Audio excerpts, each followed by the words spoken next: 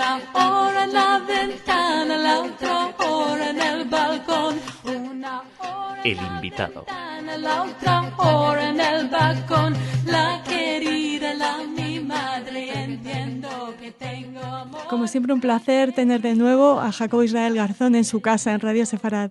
Pues gracias a Radio Sefarad, porque yo también me siento aquí como en mi casa. Hombre, tú la ayudaste mucho a construir. Pues sí, así creo que fue un proyecto muy bonito de su momento y que, para fortuna, continúa todavía como un proyecto Desde real. luego que sí. Recordamos, si te parece, y le mandamos un saludo a Isaac Laredo. Pues sí, a Jack Laredo, sí. Que hace mucho que no Sí. tenemos la suerte de verle, pero seguro que nos escucha, que también estuvo en los primeros días de Radio Sefarad. En este tiempo, Jacobo, ya 12 años, hemos hablado mucho de las obras de Hebraica Ediciones, de ese esfuerzo vuestro por recuperar nombres hispano-judíos, sefardíes, ligados a la cultura, a la sociedad, al pensamiento de nuestro país. Y de nuevo, Hebraica nos presenta otro libro, Los judíos ante los cambios políticos en España en 1868. Es un ensayo y lo firma Mónica Manrique Escudero. Sí. Te explicaré. Esto forma parte, es un capítulo de la historia de España y de la historia de los judíos en España, en un momento muy especial, porque en 1868 tiene lugar lo que se llamó la Revolución Liberal, la Septembrina, y en ella empezaron a ver, donde habían todo el gobierno era liberal, y se empezó a hablar de la Constitución, la que luego sería la Constitución de 1869. Y al ser un gobierno liberal, una de las cosas que intentó liberalizar desde el primer momento, o por lo menos que estaba en su programa, era la libertad religiosa. Esa libertad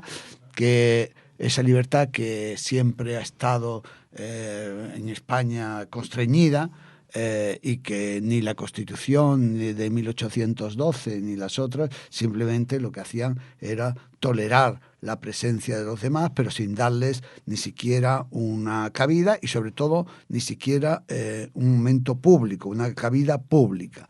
Entonces, con la Revolución Liberal aparece por primera vez un gobierno que quiere cambiar España. En ese momento esto tiene un enorme impacto en Europa en general, porque significaba la entrada de España en el concierto de las naciones europeas, en el concierto de las naciones democráticas, y por otro lado tuvo un impacto también enorme en dos minorías religiosas europeas que hasta entonces estaban prohibidas o toleradas en el país, que una era la judía y otra era la evangélica o protestante. Nos referimos aquí a la judía en particular. Los judíos en realidad habían ido llegando a España públicamente desde 1834. Con el final del Tribunal de la Inquisición, pues empiezan a aparecer judíos en el país. De hecho, la primer niño, el primer bebé judío nacido en España es una niña en 1842, Adele Weisweiler, en fecha tan temprana como 1842. Pero no deja de ser que el siglo XIX, al no ser un siglo que para la historia judía es histórico, sino que está transfundido en la historia general, es muy difícil de analizar, y donde por un lado, prejuicios, por otro lado, se van contando las historias de historiador en historiador. El propio Julio Caro Baroja, en su Historia de los judíos en la España moderna y contemporánea, sobre la contemporaneidad, habla muy poco. En realidad no es un estudio de los judíos en la Edad Moderna y un apéndice sobre los judíos en la España contemporánea. Lo que ha hecho Mónica Manrique en este libro que el próximo martes 12 presentamos es hacer un zoom, una luz sobre este momento determinado. Y este momento, ¿qué impacto tuvo? Por un lado, las comunidades judías y sobre todo las comunidades sefardíes tenían un enorme interés en este cambio en España. Entre ellas, todas las comunidades sefardíes, la de las más inmediatas, que era la de Burdeos y la de Bayona, por supuesto, pero también la de Ámsterdam, la de Londres y otras comunidades judías. Aparte de eso, otras comunidades no judías, es decir, que también estaban interesadas. Era un momento también peculiar de la historia judía contemporánea de Europa, porque se había creado la Alianza Israelita Universal en París. Esta creación no estuvo sin dificultades en Europa, porque bueno, quien conoce un poco la historia judía sabe que hace falta que mueva uno un peón para que todos los demás estén en contra de este movimiento. Es decir, los partos nunca son fáciles. No, es que en el caso de los judíos siempre son difíciles. Y por otro lado, se había creado también un movimiento en Inglaterra favorable a la liberación de los judíos. Las historias relacionadas con los judíos en Marruecos y los judíos en el Imperio Otomano eran cada vez más importantes y aparecían cada día más en la prensa española. La necesidad de un cambio en esta población y que abandonaran esa situación de manumisión y de estado civil degradado que tenían en estos países, y por lo tanto estamos en un momento muy especial. Bueno, este movimiento de liberación de la libertad religiosa en España fue para los judíos una cosa muy importante. Y bueno, lo que ha hecho Mónica Manrique es analizar tanto los documentos que llegaron al Parlamento español, al Congreso de los Diputados, de judíos, unos a nivel personal, otros a títulos comunitarios, pidiendo aclaraciones sobre esta libertad, felicitándoles por este cambio e incluso solicitando ver si se podía crear una sinagoga en España. Hubo un ciudadano británico, Haim Gedalia, muy relacionado con Montefiore, con Moisés Montefiore, que tuvo el proyecto de crear una sinagoga en España, incluso de recrear una comunidad. Y la pequeña comunidad judía que había en Madrid, pues también hubo carta de alguno, de Alidor Levi, un judío que vivía en Madrid, que era de origen de Bayona, también pidiendo permiso para abrir una sinagoga. Jacobo, siempre que se producen este tipo de movimientos o de iniciativas, hay como una relación personal que las comienza, un interés personal por alguno de los que llevan a cabo esta iniciativa. ¿Se da esto también en ese momento político español? ¿Hay políticos españoles implicados más allá de la política? Hombre, no, más allá de la política, y sobre todo hay un movimiento liberal que estaba prácticamente desde Fernando VII. Recordamos que Fernando VII fue un rey bastante desgraciado por España, porque entre otras cosas sus respectivos gobiernos fueron de periodos liberales, periodos conservadores, periodos absolutistas, periodos de envío al exilio a unos, a otros. Fue un rey, en fin, que oscilaba totalmente cíclico. Entonces, pero el movimiento liberal empezó a tomar conciencia, los movimientos también relacionados con la parte, digamos, más europea o europeizante de España, pues era importante, ¿no? Y entonces yo creo que esta fue la primera vez en el que, tras el reinado de Isabel II, aparece un movimiento, un gobierno liberal, pero realmente un gobierno liberal en plan de revolución total de la sociedad española.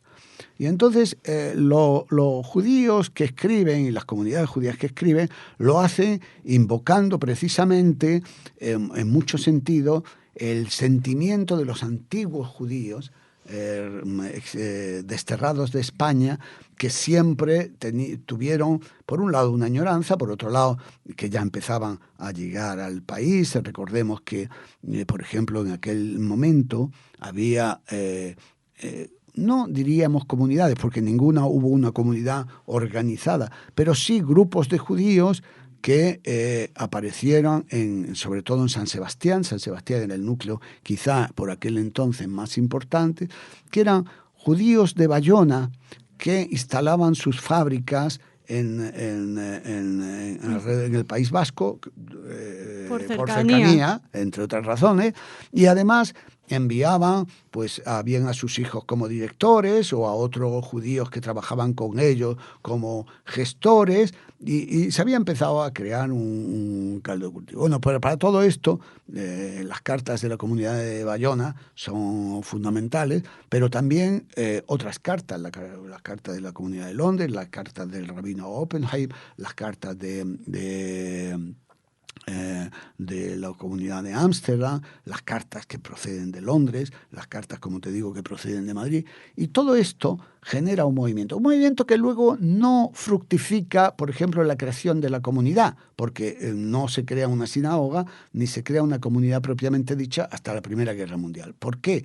Bueno, por varios motivos. En primer lugar, porque cuando se mueve, como hemos dicho antes, la historia de los judíos, que cuando alguien mueve ficha, todos los demás están en contra de ese movimiento. Es un movimiento tal. En segundo lugar, porque seguramente no había una conciencia y los judíos preferían vivir en el incógnito, en el anonimato,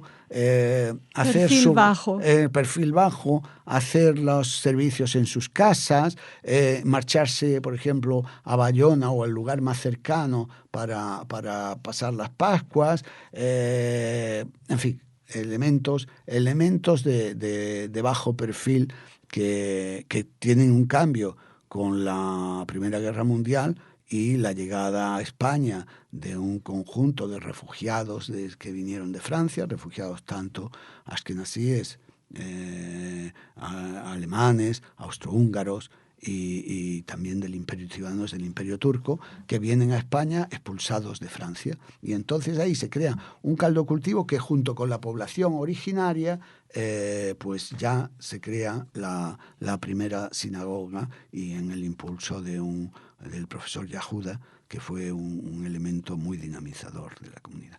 Bueno, pues esta historia es una historia realmente interesante. También muestra, por ejemplo, el apoyo que las comunidades judías y a instituciones judías, entre ellas la Alianza, dio al movimiento protestante en España cuando aquellos fueron perseguidos en su momento, es decir, y que estaban a favor de la libertad religiosa. Y yo creo que muestra una cierta solidaridad entre judíos y evangélicos, lo cual era muy normal porque ambos vivían la misma situación de falta de libertad, pero sobre todo yo creo que los judíos también esperaron que fueran los evangélicos, los protestantes, los que, teniendo realmente poder político, porque los judíos no tenían ningún poder político, tenían poder político en distintos países, en Alemania, en Holanda, en Inglaterra, en fin, en una serie de países, podían influir, ¿no?, más, y que los judíos tuviéramos en segundo plano en esta libertad. Pero algunos, como te he dicho, se ve Gedalia en el inglés y Alidor Levi, pues no piensan así y impulsan desde el primer momento esto. Quiero decir que, bueno, ¿el libro qué hace? El libro hace un zoom y una luz sobre un momento muy determinado del fin de los años 60 del siglo XIX, en el que hay un cambio en España. Cambio que en realidad luego no cristaliza, porque los cambios que han cristalizado, esa Constitución duró poco, es decir, y además, bueno, la Revolución Liberal también se esfumó y fue dando lugar a un gobierno que, digamos, consensuado entre conservadores y liberales, que más o menos perduró hasta la Primera Guerra Mundial e incluso yo diría hasta el final, hasta el comienzo de la dictadura de Primo de Rivera. Bueno, esa es una parte de la historia de España, es una parte de la historia judía y es una parte sobre uno de los siglos más oscuros que hay en la historiografía judía en nuestro país.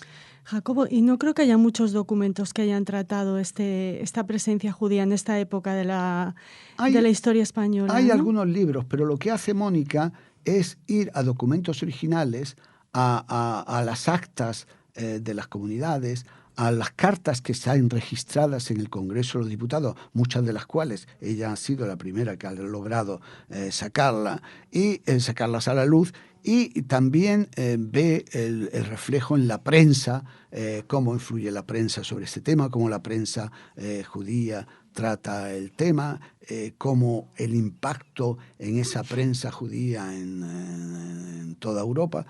Y el tema de esta revolución liberal es visto con una enorme simpatía por las comunidades judías y genera una enorme simpatía hacia España en ese momento. También las comunidades protestantes. Las comunidades protestantes sí consiguen, a partir de ahí, hacer sus primeros colegios, sus primeras iglesias evangélicas, etcétera, y permanece dentro de nuestro país con las dificultades mismas que tienen todos, pero de todas formas permanece en nuestro país, no digamos ya las dificultades después de Franco encontraron, pero estas fueron más peculiares, igual que los judíos, pero quiero decir, han permanecido. En esta historia de los judíos, que en el final tenemos nosotros en 1916 se creó la primera sinagoga, entonces hace ya un siglo de esto de la historia en la historia española.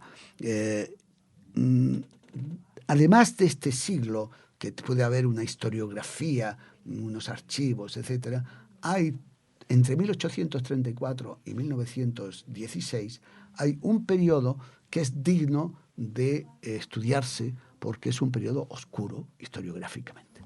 Bueno, pues como siempre, Hebraica Ediciones arrojando luz sobre la presencia de los judíos en la sociedad y en la política española. Muchísimas gracias, Jacobo. Gracias a ti y gracias a Radio Sefarad. No son como los de ahora que de llanto